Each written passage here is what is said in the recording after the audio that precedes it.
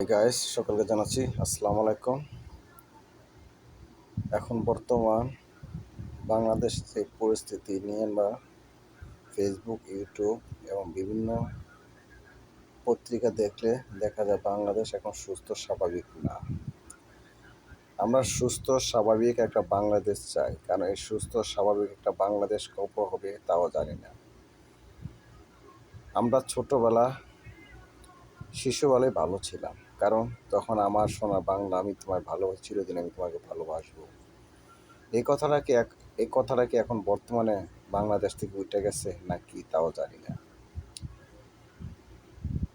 নিত্য নিত্য মানুষ যখন ক্ষমতা আসে তখন নিত্য নিত্য বাংলাদেশ নতুন করে আবিষ্কার হয়, কিন্তু আবিষ্কার আবিষ্কার হয় তা সত্যি, কিন্তু বাংলাদেশটা তো সফলতা নয়, বাংলাদেশটা যাচ্ছে ধ্বংসের দিকে।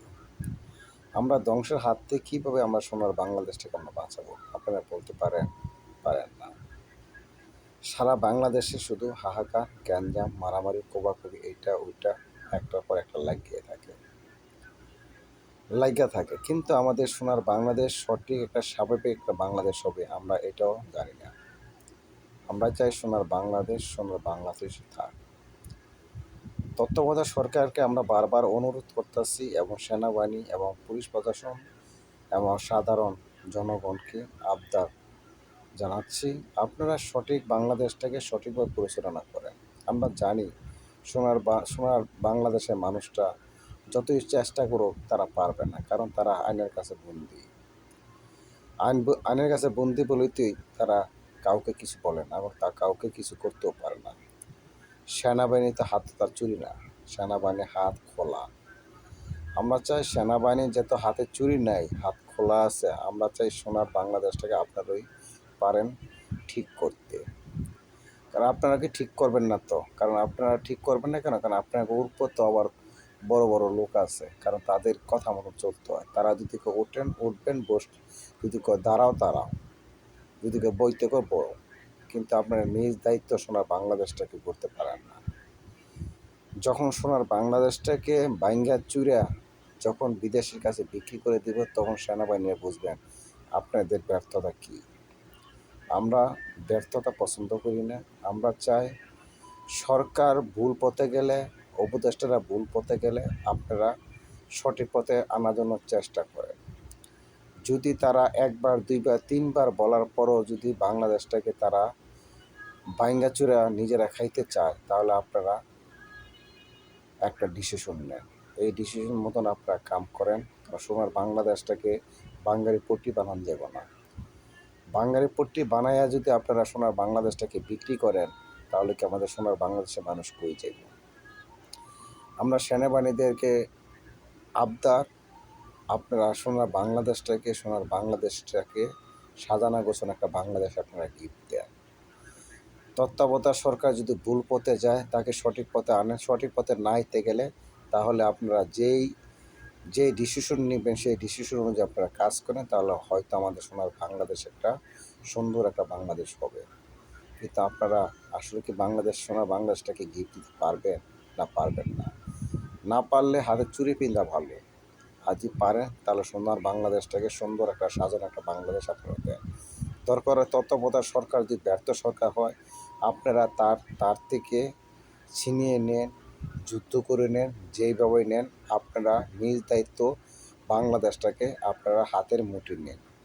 হাতের মুঠি নিয়ে আপনার দরকার সেনাবাহিনীরা দরকার বাংলাদেশটাকে সাজানো গোছানো একটা সুন্দর বাংলাদেশ আপনারা গিফট দেন। দরকার তত্ত্বাবধায়ক সরকারের চেয়ারে আপনারা বসেন। যদি তত্ত্বাবধায়ক সরকার যদি ব্যর্থ থাকে, সেই ব্যর্থতার আমরা সাধারণ মানুষ মানব না। একজনের কথা তো আমরা বসবো না, কারণ সাধারণ মানুষ তত্ত্বাবধায়ক সরকারকে আপনারা চেয়ারে বসাইছে, এবং তত্ত্বাবধায়ক সরকার আপনার সাধারণ মানুষের নামাবে। কিন্তু নামাবো বলে কিন্তু নামাবো কীভাবে নামাবো সেটা তো আপনাদের দায়িত্ব আছে। কারণ আমরা যতই যুদ্ধ করলে কিন্তু যখন বলে তত্ত্বাবধায়ক সরকার বলে পাবলিককে গুলি করে, এটা করে সেটা করে, তখন তার পাবলিক চাইব না। কিন্তু আপনাদের পাবলিকের পাশে থাকতে হইব। পাবলিকের পাশে থাকলে হয়তো আমাদের বাংলাদেশটাকে নতুন করে সুন্দর গোছানো একটা বাংলাদেশ আমরা সাধারণ মানুষকে গিফট দিতে পারবো। আমরা চাই সরকার বাংলাদেশে এখন বর্তমানে পক্ষে বিপক্ষে কোনো সরকার আমাদের দরকার নাই। আমাদের একটি দরকার সেনাবাহিনী। সেনাবাহিনীরা সরকারের চেয়ারে বসুক, তারা নিজেরা বাংলাদেশটাকে পরিচালনা করুক। তাহলে হয়তো হাহাকার থাকবে না, গ্যাঞ্জাম থাকবে না, মারামারি থাকবে না, কোপাকুপি থাকবে না, বিভিন্ন নির্যাতন থাকবে না। আমরা বেশি কিছু কথা বলতে চাই না। বেশি কিছু কথা বললেই আমাদের সমস্যা। কারণ আমরা তো কোনো দল করি না, আমরা পক্ষে বিপক্ষে সব দলে কথা আছে। আমার ভোট আমি দিব, যাকে খুশি তাকে দেবো, কিন্তু ভোট তো আসলে দিতে পারি না। ভোট কাকে দিব? রাতের আধারে সব ভোট হয়ে যায়, তাই তো আমরা ভোট দিতে পারি না। তার ভোট দিতে পারি না, এটা আমাদের ব্যর্থতা। ভোট দিতে পারি না, এটা আমাদের দুঃখ কষ্ট। কিন্তু আমরা চাই যে কোনো সরকার ক্ষমতা আসুক, আমরা হাসি মুখে নিব। কিন্তু সরকার বারবার ব্যর্থ হবে, নিজেকে গুছাবে, টাকা পয়সা কামাইয়ে নিজেকে গুছাবে, সাধারণ পাবলিকের টাকাগুলো মাইরে তারা বিদেশে পাচার করে। এই ধরনের সরকার আমরা চাই না। আমরা এমন সরকার চাই বাংলাদেশটাকে হাসি মুখে মানুষকে সবসময় আনন্দের মধ্যে রাখবে। আমরা একবেলা তিন বেলা না খেয়ে আমরা দুবেলা খাবো, তাও শান্তিতে থাকবো। না থাকবো না থাকবো গ্যাঞ্জাম, না থাকবো হাহাকার।